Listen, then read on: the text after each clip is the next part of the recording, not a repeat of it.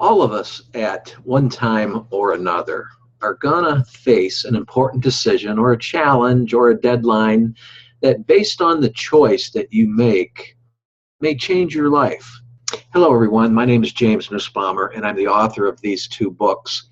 First of all, the first one is The Master of Everything, a story of mankind in the world of illusion we call life. And then its sequel called Mastering Your Own Spiritual Freedom, Lessons from A Course in Miracles. Both books are the first of an ever-developing series and published by Ozark Mountain Publishing Company, on sale everywhere books are sold. You know, you may notice that you have been on a particular path or road, so to speak, for some time, and the ego, that indecisive, fearful, and doubting, and often judgmental, illusory side that's in all of us, continues to chirp in your head as you stop at what seems to be the fork in the road. It's evident that you just can't go ahead any further. You might decide to turn one way or the other. The direction you were traveling has come to an end, though, and now leads to nowhere. The reason you have traveled this far was to prove to yourself that the path you were on does indeed come to an end. It also served no other purpose than to get you where you are now at this point. Whichever direction you choose to take now at the crossroads here is not a wrong decision at all. However, if you linger at the fork of the road, trying to decide which way to go and hem-hauling around out of confusion, you will only become more uncertain, and the ego will try to comfort you with safe, secure, and complacent thoughts. Does that sound familiar? You can delay and live this time recalling your travels along the road you just came off of, thinking about your journey that got you to this point, but you cannot travel back to where you started from. That past is gone. Once you decide to take one of the forks in the road, your first few steps will seem a bit difficult, but will be the right decision for you. Why is that? Because the real you, not the ego, chose this direction. But because the first few steps were difficult, you may think that you can simply turn back and take the other fork. This is not so. The choice you made was decided for you by the Holy Spirit, which is the real you, your inner divine self, and it cannot be undone, that decision that you've made. Your way has been decided for you before you even began the journey. Yes, if you can acknowledge this and see the truth in your steps on this new path, there will be nothing that you will not be told to do.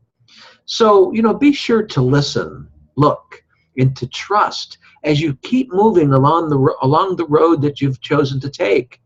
There is a legendary poem called The Road Less Traveled, written by Robert Frost, and I'm sure you've probably heard of it. And it's a poem that I've always found meaningful. While I was stationed in the United States Air Force in Denver, Colorado, back in 1976, I was fortunate to have been in a volunteer group in my spare time, which was headed up by a few Buddhist nuns. And our work with the nuns was with the elderly. We would assist the elderly in attending different attractions in the area, such as a circus that comes to my memory.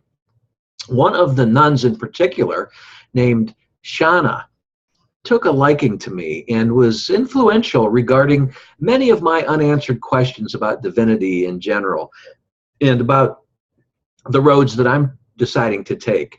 She was very influential in helping me make decisions. And at that time, I would guess Shauna's age to be about in her mid to late 50s, which is where I'm at now. She gave me this poem, The Robert Frost poem that I just mentioned, which I had handwritten, and she gave it to me on a photostat, and I had handwritten it off that, and she suggested that I keep it for my years ahead. Back then copy machines weren't as popular then, and so that's why I had handwritten another copy to have her copy and mine together. But I did exactly what she asked me to do is to hang on to it for many years. And eventually I did lose that piece of paper, both of them actually, both copies I had with all the different moves and things that go on in our lives. So, but I never did lose its meaning. You know, one day while I was in prison for 8 long years for a foolish securities violation, thank God that journey is over with, but I was paging through a poetry book and I came across Robert Frost's poem once again. You know, its meaning for me has changed quite a bit, though, since 1976 when I was in my early 20s. But every time I think of this wonderful poem, I can see Sister Shauna's smiling, confident face and her humbleness speaking to me. I do believe she has had some insight that I would cling to its several messages as my journey lengthened along the way. I was able to have a photocopy made of the book when I was in prison, and I kept it taped to the inside of my footlocker where I could see it daily. You know, here is just a couple lines of it that I'll read to you, but I'm sure you can find it on the internet anywhere. But and I hope you can see its reflection in the road that you and I are traveling together as one whole mind. The poem goes like this, called The Road Not Taken. And I'll, just for the time's sake here, I'll only give you a first few lines that are important to me.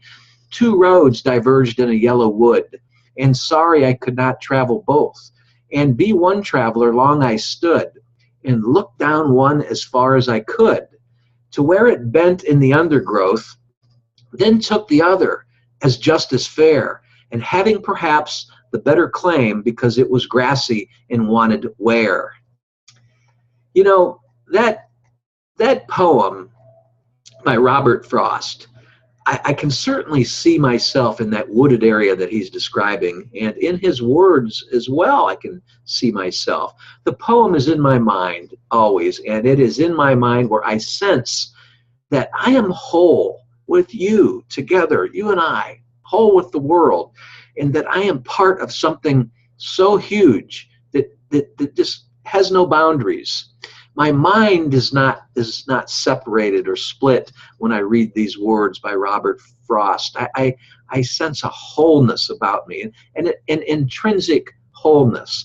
The ego in me does not understand this poem, though, for what it really is. It doesn't even want to try to understand this poem. The poem's grandeur is too grand for ego grandiosity to understand. I should say the poem's grandeur, the grandeur of God, is too grand, or the grandeur of wholeness, we could say, is too grand for the separated and split apart and fragmented ego's grandiosity to understand. But I can hear a voice which I accept with all certainty, and it is certain that I must go this way, because I am aware of an idea that is my source, my divine source. I don't try to understand it, but I just accept that I know, and knowing it is enough for me. I can't try to dissect that, because then the ego gets involved with its fears and doubts and its uncertainty and tries to help split apart the meaning of whole. Of all of my losses are restored in this poem, and my errors are forgiven when I'm thinking from wholeness rather than from the ego-based mind. The last line of the poem, which I didn't quite read for you here, but if you find it on the internet, the last line of the poem embodies all that is necessary for me to understand my own strength. You know, A Course in Miracles, which I'm very fond of, and most of you who know me know that, but A Course in Miracles says it very appropriately here. Every mistake you and your brother or sister make, the other will have gently corrected for you. Hey everyone, I'd like to quickly add that I have a system that I use to claim real abundance and wealth in my life, and it's a true extension of self, where many are earning attractive residual incomes online, helping each other through the wholeness that we all are. If you'd like to learn more, down below in the description box of this YouTube video is a link. It will take you to my website, to that page of my website where you can research this and go from there. I wish the best to you, and I hope you're thinking about your own life and all the natural gifts that you have to offer to the world. My best to you, and God bless. Thanks again.